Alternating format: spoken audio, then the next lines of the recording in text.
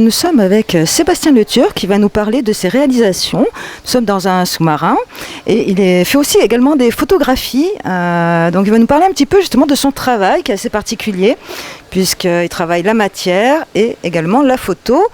Est-ce que vous pouvez nous expliquer justement comment vous travaillez les photographies? C'est un secteur de la photographie qui est assez particulier, c'est la photographie d'art.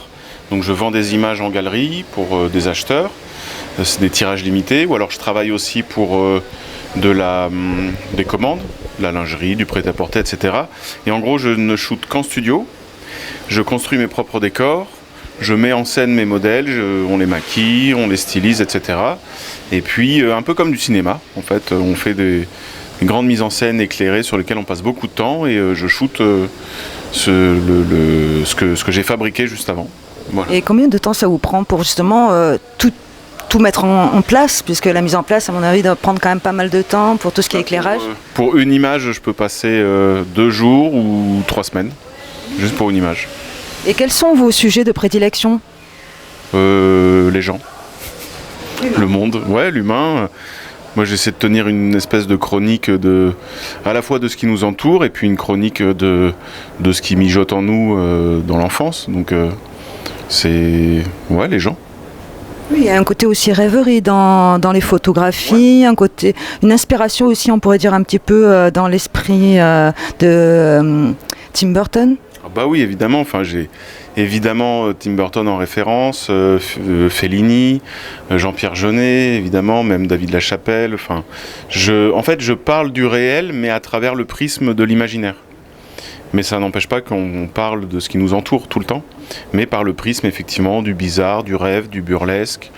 Ce qui m'intéresse, c'est le rapport du vrai et du faux dans l'image. C'est pour ça qu'en fait là tout est faux. Et ça m'intéresse de voir en fait jusqu'à quel point on peut pousser le faux pour qu'il ait l'air vrai. Qu'est-ce que raconte en fait une image quand tout a l'air faux et pourtant c'est de la matière. Enfin, c'est des sujets qui m'amusent.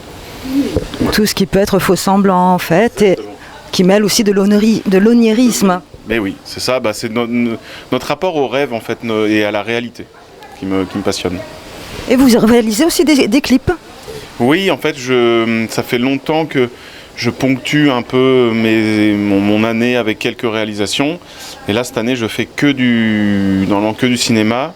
Je vais clipper tous les prochains titres de Mathias Malzieu, du chanteur du Dionysos, avec qui on a des gros projets ciné. Donc là, l'année qui arrive, c'est quasiment que du film. Et là, vous exposez donc vos photos à l'Artplex. Est-ce que vous pouvez nous dire jusqu'à quand? Normalement, l'exposition dure jusqu'à fin novembre, je crois. Et j'ai eu la chance de pouvoir remettre un bout de décor. Il y a des photos sur 4 niveaux. Puis j'ai pu mettre des grands formats. Donc c'était assez plaisant.